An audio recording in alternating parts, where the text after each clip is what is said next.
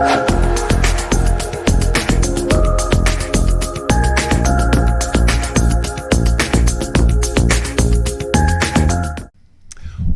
to CyberSecurity Awareness TV, episode 387, recorded March 5th, 2022.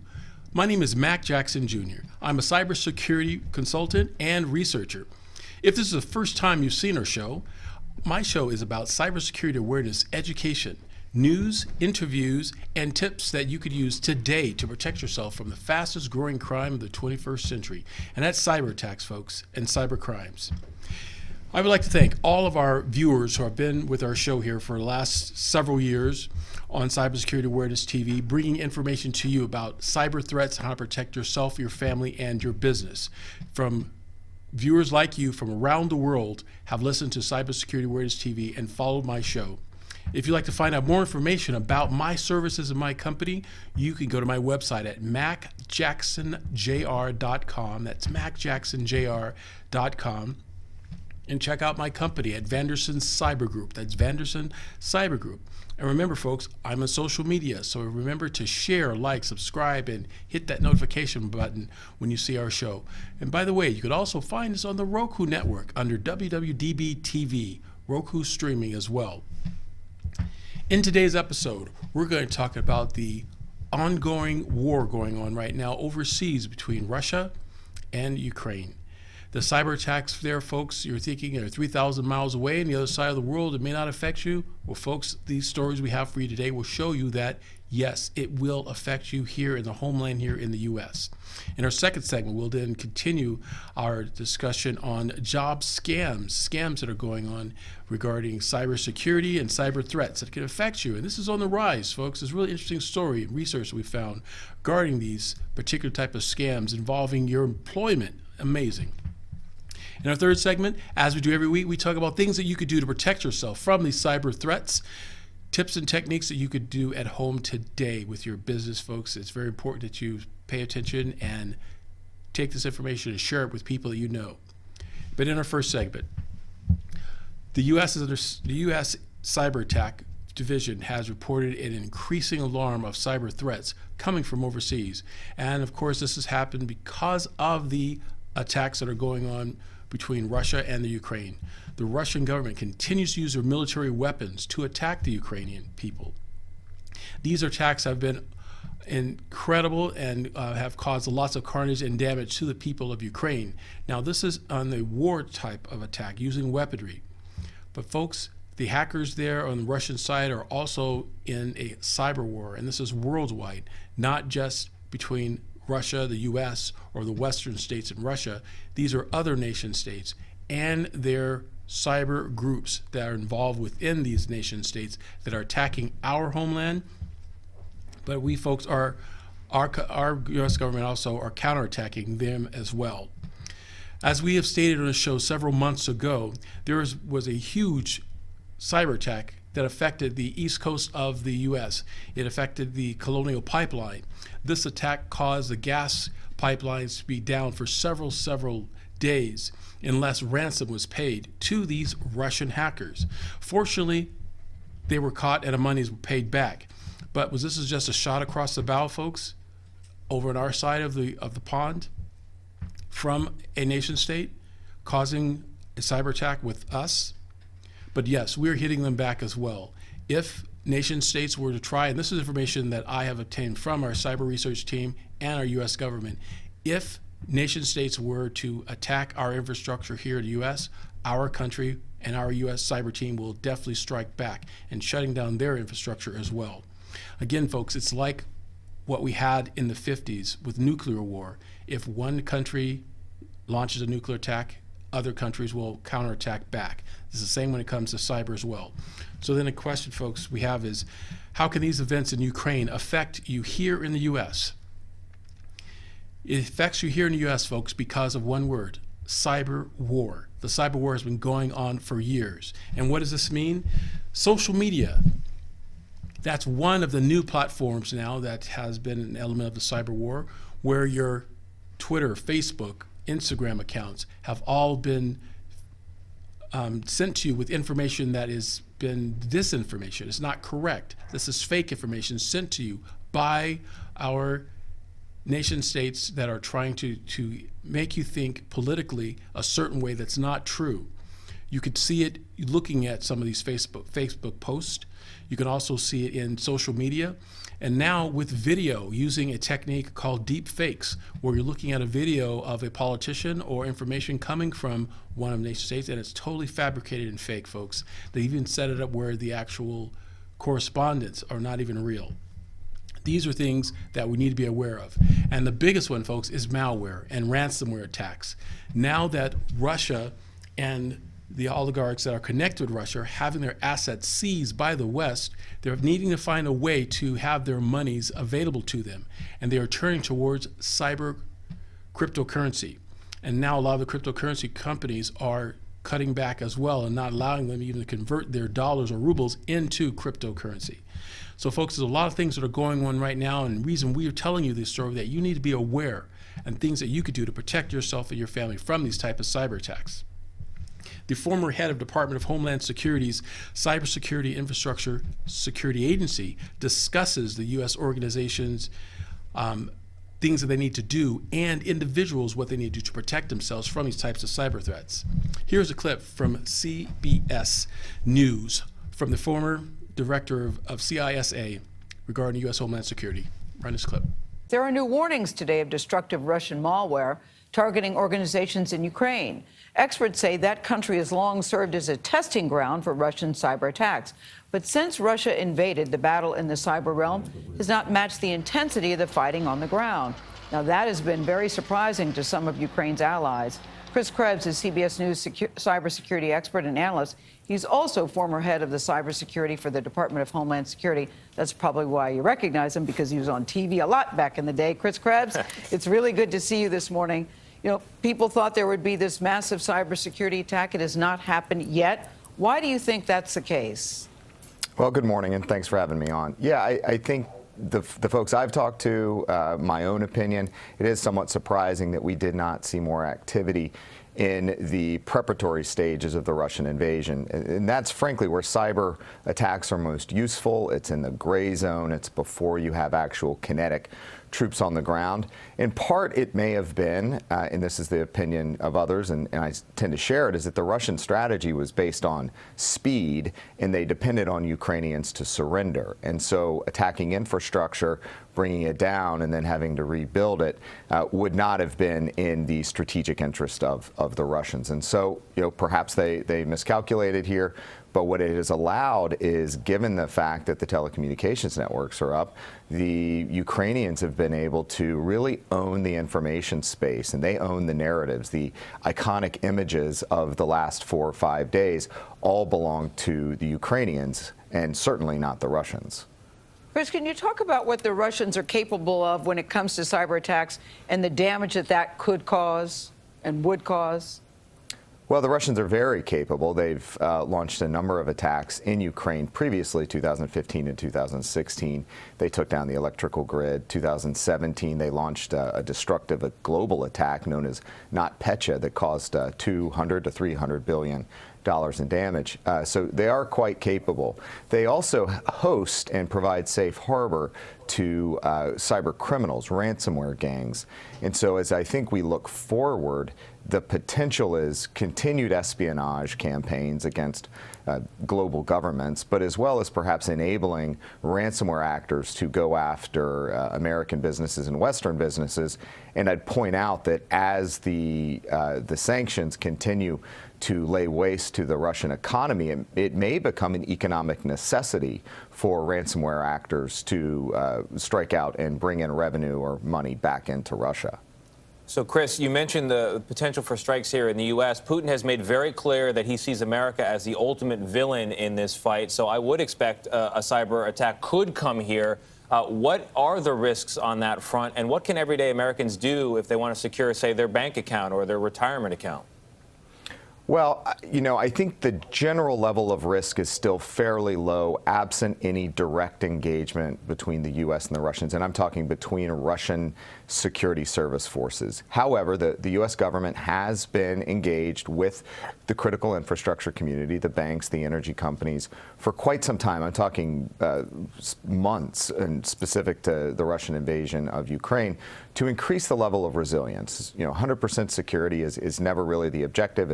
It's not effective, and so they've been identifying those critical aspects of the industry to ensure that they can respond effectively to any sort of attack. Now, individuals, keep your devices updated. For your bank accounts or other sensitive accounts, make sure you have multi-factor authentication enabled, and that's where you either take an email or some other sort of communication, including an application, an authenticating application, to ensure that it's you logging into that device. The last thing I point out, Tony, is that be on the lookout for scams and grifters. Just like any other tragic event, there are those that try to profit off of it. So keep an eye on those emails, those text messages, those phone calls that come in and ask for donations. Make sure you vet who is asking for money before you donate.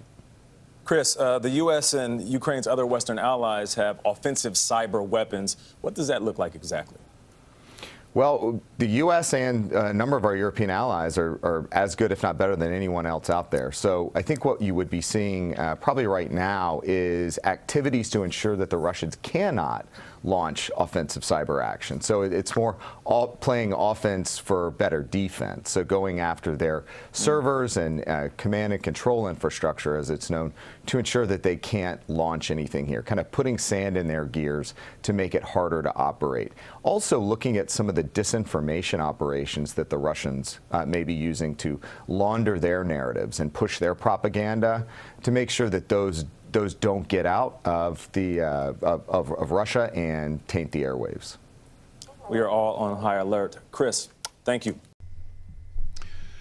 As Chris Krebs discussed, folks, in this clip, U.S. organizations and individuals must be proactive in their cybersecurity awareness. And there are techniques that they can do to protect themselves. And continue listening to this program, folks. We'll go over a lot of these other additional techniques you can do to protect yourselves, folks, from these types of cyber attacks. Now, these scammers are very vigilant. They are always finding ways to attack individuals. Now, again, like the former director discussed, if Russia cannot find ways of making money and having cash, they need to find a way to get cash. And using ransomware would be a way to do it by attacking U.S. businesses with ransomware attacks, having these sort of their agents doing this kind of malicious activities. I have a clip here from Associated Press I want to show you discussing what the cyber war is and how it affects you with the war that's going on in Ukraine. Here's a clip. The notorious hacking group Anonymous has declared war on Russia and is targeting Russian websites. The group that has also targeted U.S. sites in the past now says Putin's regime is fair game. Joining us now, NBC News correspondent Tom Costello. Tom, what more can you tell us? Well, for years, the U.S. has accused the Russian government of cyber attacks, sometimes working alongside Russian cyber criminals. But now Russia is in the crosshairs. And before you celebrate, think about how quickly this could snowball into an all-out global cyber war. This is a message to Vladimir Putin from Anonymous. The group calls itself Anonymous. Unaffiliated hackers around the world now putting Russia in the crosshairs. Members of Anonymous have declared cyber war against your aggressive regime. They claim they've already targeted more than 1,500 Russian websites, including Kremlin-controlled news agencies, the Ministry of Defense and Space Agency, Russian oil companies, internet providers, even TV channels. Their call to fight in the cyberspace has resulted in a lot of websites not being available, some websites going down, and a lot of records, Russian government, Russian military records being dumped out onto the internet. U.S. officials confirm they've seen evidence of the Anonymous hacks after Russia launched a cyber and ground offensive against Ukraine. But the real risk to Russia long term is the canceling of their access to internet infrastructure as private sector companies decide that they're going to delist or no longer carry their traffic. Cutting off Russia from the world would also deprive everyday Russians of access to outside news and information. And cyber pros worry Russia may view the anonymous hacks as Western attacks and target U.S. government and company sites. U.S. Cybersecurity Director Jen Easterly. How at risk is the average American or that very small business owner? Everybody's at risk, which is why at the end of the day, they need to take the steps to protect their systems, their networks, and their data.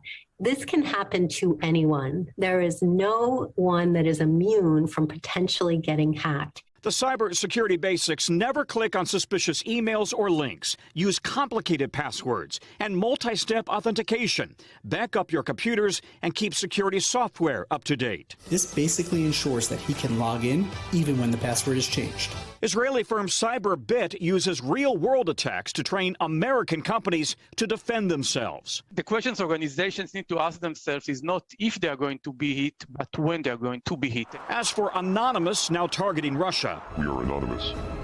We are Legion. Expect us. Russia has always been perceived as the cyber attacker, and now they're on the receiving end. Instead of always being on offense, they also got to be on defense. And that really lowers their capability in some ways to also do attacks.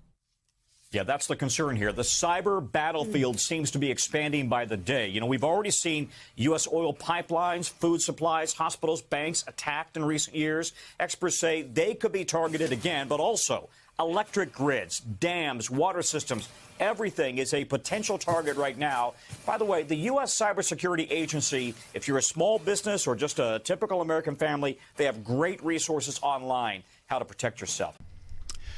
Yes, folks, if you've been watching the news, I have breaking news for you as well. The Russian military has also launched a missile that has struck the largest nuclear power plant in Ukraine. Now, supposedly there's a fire that started there, and the fire may be put out about at this time. But this can be very devastating, folks. This nuclear power plant is the largest nuclear power plant in Europe. And if it is struck, it's close to the Russian border. Experts have stated that if this plant melts down and there was a nuclear cloud that has come from this particular plant, the cloud itself would be able to carry nuclear radiation that would kill people in the Ukraine as well as Russia. That's right, folks, because the cloud would float and drift over eastward towards Russia. It doesn't make sense, folks, what's going on there and why this devastation is happening. And you think how it can affect us? Well, the nuclear cloud, folks, doesn't stop at the border. It will continue. And now our whole northern hemisphere can be threatened by this type of attack. We must stay vigilant and aware of this type of activity. As we continue, Russia has also have organized gangs of hackers. There are soldiers in the cyber war.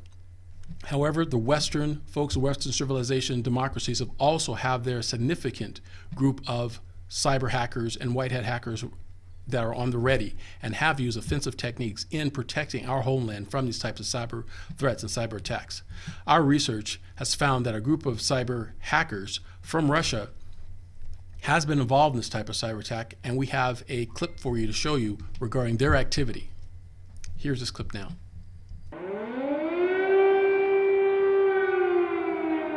If a country is going to be attacked and they're going to try to fight back, they will use the internet as a vector. You're going to use it to spread your so again, the sort of information narratives that Ukraine is trying to spread as a country, as well as going right back at Russia. There is a whole Ukrainian hacker community, as in sort of criminal hacking, that is we've tracked for years at Recorded Future. A lot of them, the people we call Russian cyber criminals, in many cases are Ukrainian cyber criminals. And so there are plenty of resources to draw from. So when SBU came out and said, look, we want to create a IT army here, pretty genius. And then being able to sort of crowdsource that activity towards Russia, very genius. I won't know whether these guys or somebody else found the database of those supposed 120,000 soldiers that are in Ukraine and leaked that to Ukrainska Pravda. But again, it's one of these where it may not matter the fact that whether that's right or not, because those names, that database is flowing around in Russia right now. You can guarantee a lot of mothers are going to be looking for their sons' names in that and basically create trouble for Putin on the home front. Ukrainians are good at this. They happen to have a president who is a comedian, somebody who understands TV, which is powerful, as we know, and so understanding that sort of world is very good too. So they've done some superb, call it trolling here. You know, when that supposed murder attempt on Zelensky a couple of days ago, when the SBU came out and said, not only did we stop it, but we also believe we stopped it because we got a tip from the FSB. You know, that's pretty damn superb, because, you know, it doesn't really matter whether it was a tip or not. This is going to get now the FSB, which has a vast counterintelligence department, to just put a full stop to the whole thing. You know, like it's going to, you know, create havoc inside. It is pretty wild, we'll call it that. Pretty wild to see hacktivism back with a vengeance here and going straight at Putin and his disciples. I tell you, folks, cybersecurity awareness is definitely what we need to protect ourselves and mitigate some of these risks of cyber attacks. As these videos have stated, there are groups like Anonymous and other cyber gangs, cyber groups around the world that are striking back. Now, again, these gangs that are cyber hackers are not connected with our federal government. Like in Russia, they have gangs of hackers that are not connected with the Russian government. However, these gangs that are doing these type of cyber attacks can be devastating to both sides, because we're not sure where the attacks will come from. If an attack came from here in the US to strike something over in Russia, will the Russians in turn strike back? And how we know it wasn't a gang from Russia themselves that tries to implicate the US in this type of cyber attack.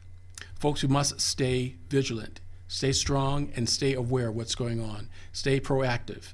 To find out more about this, definitely contact my company, MacJacksonJr.com and Venderson Cyber Group. And remember, folks, hashtag stay cyberwoke. We'll be back after these messages.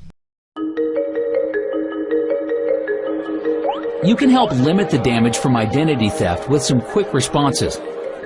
Placing a fraud alert on your credit reports, filing a complaint with the FTC, and then filing a police report. Taking these steps will give you some important tools to deal with other problems that may come up, like charges you didn't authorize on your credit card, phone, or utility bills, like ATM withdrawals or debit card purchases you didn't approve, like getting a letter from the IRS saying someone has filed for a tax refund in your name. Keep records of your calls and copies of documents. If these problems do come up later, you'll have the necessary tools close at hand. For more tips and tools on dealing with identity theft, visit ftc.gov/ID theft. That's ftc.gov/ID theft.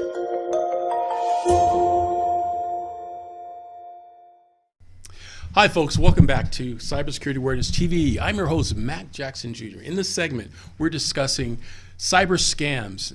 Cyber scams, folks. We've talked on this show countless times about scams you should watch out for. We've given you clips from the FBI and other law enforcement agencies regarding these types of scams. But folks, there's a big scam that's going on right now, and that has to do with employment. That's right. You're online, you're trying to find a job, and next thing you know, you'll get this email from a company that's trying to look legitimate, like they've come from a recruiting agency. And it turns out that this company is not who they say they are. And these scams are asking you for additional information about yourself. They want to set you up with interviews about yourself. They want you to give information such as your name, phone number, social security number, your age, information we talked about in the show, folks, call your personal identifiable information, PII. And then they will set up a job interview for you. Folks, don't rely on these companies. A lot of this stuff is fake. They can also do things like send you a check in the mail, so-called to cover some of your costs. It could be for $10, but on that back of that check, you're going to write your names, your signature, and it's going to go through your bank. When the check comes back to them, they'll have your bank information as well, folks. A big scam. Things like this you should need to watch out for. And there's an investigation report I want to show you that's come through from CBS News regarding these types of scams. Definitely check us out. We'll talk about it when we come back.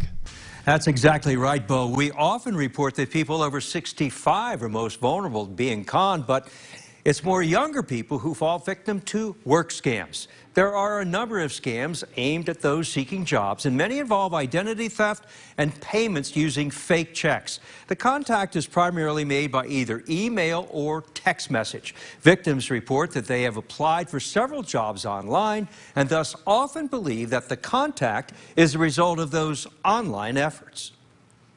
Around East Tennessee, around the country, you see signs for job openings everywhere.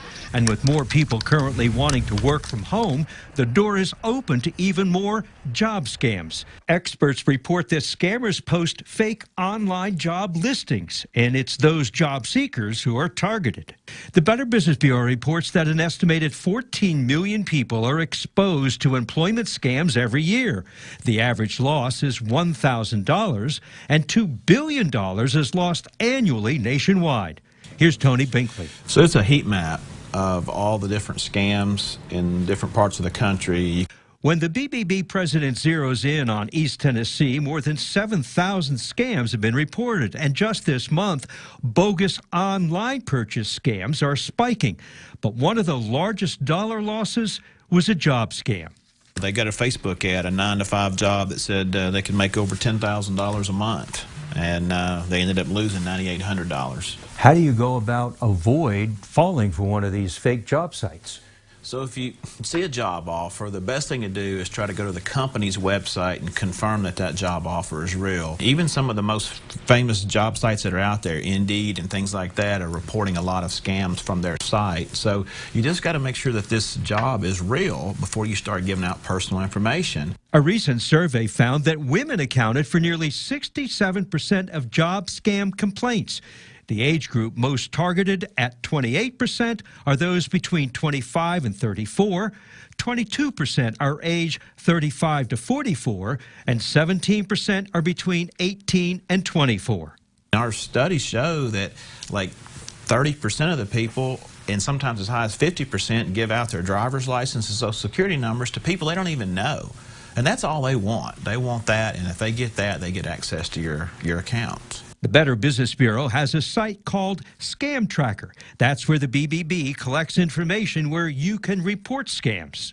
And a lot of this stuff really truly is organized crime. It's organized crime from West Africa.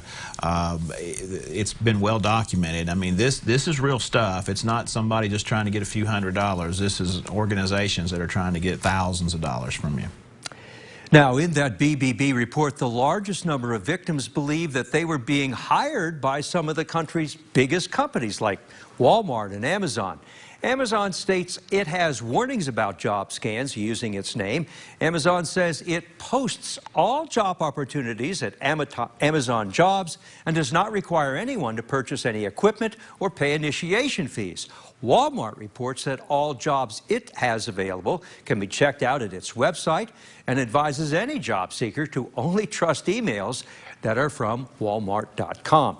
If you are suspicious of any online job offer, go to either Google or Scam Tracker and check it out.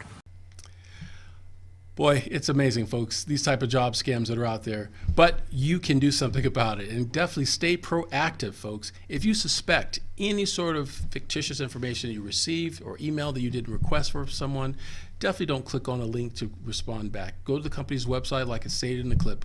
Go to the company's website, check them out, make sure that they are a legitimate company, and don't send them any money or even accept any money for them as an incentive to get your information, folks. It's not necessary. So definitely do your due diligence and check it out before you click on that link. Definitely stay cyber aware and cyber vigilant. Folks, we'll be right back with our segment 3 on what you can do to protect yourself from these type of cyber attacks. See you then. Hi, folks. I would like to welcome Ben Bowie from MyNiceTie.com as one of our newest sponsors for CyberSecurity Awareness TV. At MyNiceTie.com, they provide and are committed to providing classy neckties for the business community. At MyNiceTie.com, their motto is Wise Up, Suit Up, and Stand Up. You can find nice ties like the one I'm wearing now at MyNiceTies.com. Hey folks, welcome back to CyberSecurity Awareness TV. I'm your host, Mac Jackson Jr. Here in this segment, folks, we talk about cybersecurity tips that you could use to protect yourself or your family from the fastest growing crimes of the 21st century. And of course, folks, every week we talk about these tips because I really want to make sure that it gets home to you and what we need to do to protect yourselves. I'd like you guys also to take this information I've given you and share it with a friend. Let other people know. The more people that are aware of this, the harder it is for hackers to take and get our information to exploit us, folks. And again, first thing, it starts off with the password. You must maintain a strong password. And I know that's hard to do. I have clients and customers and students as well. We're at a university where I teach, and they always tell me that they can't remember all these passwords, and it's hard to change it every 60 days. You got to change your password. They'll write them down and stick them notes. They'll stick them on their computer systems so they don't forget it. Folks, you need to come up with a passphrase that's something that you can understand, something that you believe in, something that is of value to you. And then make some modifications to that passphrase every 60 to 90 days. That's one of the best ways. But there's a way that you should create that password, folks. Find out more about that. Definitely go to my website or contact me, and we'll talk about how you can make yourself a stronger password for you and your family. Because in most households, you're going to have people that are 5-year-olds logging onto your system to 90-year-olds logging onto your system. And you should have a password that your family could use that's understandable as well, so they're not stuck trying to have some simple password. The passwords that I've seen, folks, even after all the shows that we've done and we've talked to people about, are still there. Folks, I have clients that are using the word password backwards, and they think that's a stable password. The second most popular one is 123456. Really? That's a password? Because people don't want to be inconvenienced by trying to remember how to log in their computer system all the time. This is causing hackers a dream world of vulnerability, of being able to get into your system.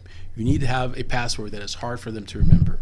And that's one of the ways you can do it, is creating one with a passphrase. So find out more about that. Definitely contact me as well. The next thing I want to tell you about, folks, is making sure you have antivirus software. Make sure you keep your software and your computer updated. Now, what that means is if you're on a Microsoft system or using Microsoft Windows, or you're on the Apple system, using iOS, an Apple system, folks, the manufacturers will send updates on a regular basis, because the manufacturers, they are on top of all these new viruses that are coming out, new malware, and they want to make sure that their machines are working properly, because they made an obligation to you to support your particular piece of equipment. And by doing this, you need to make sure that you update, when you get these update messages, you update your systems and have the latest updates on your computer system. That's the first thing. Second thing, use antivirus software, folks. You can find any antivirus software that's out there in the marketplace. There are a lot of good ones that you could use. What antivirus software will do is, in the background, it will look for any suspicious information that is currently has been registered by cybersecurity researchers, and it will block those on your system. It will do their best to block them. Not everything's 100%, but these antivirus software programs can give you a sense of security to mitigate some of these different threats you'd have. So that would be the next thing you should do, folks. And these are just some little things. But the biggest thing you could do right now, folks, is to let all of your friends, relatives, and everybody you know that you've watched CyberSecurity Awareness TV, and tell them what you have heard on the show. And you go to my website, you go to our instant messenger, or on our social media, on Facebook, Twitter, LinkedIn, and I want you guys to subscribe, like, and hit that notification button, and let everybody know about what's going on in cybersecurity awareness and how you can protect yourselves from these types of cybercrimes. So, folks, if you'd like to send me an email, you could also send me an email at mjackson@mjcc.com, and I will take a look at your messages as well. Give me a call. My phone number, 702-868-0808. 702-868-0808, and talk to me about your cyber questions you would have as well, and how I can help you put together a plan of protecting yourself individually, as well as creating policies for your company, folks, and helping your employees become trained and aware of these type of cyber threats that can affect your business. So, folks, that's all we have for now. Stay cyber secure, stay cyber strong, and remember, folks, this is CyberSecurity Awareness TV. I'm your host, Mac Jackson. We will see you next week with more news on Cyber News. Thank you.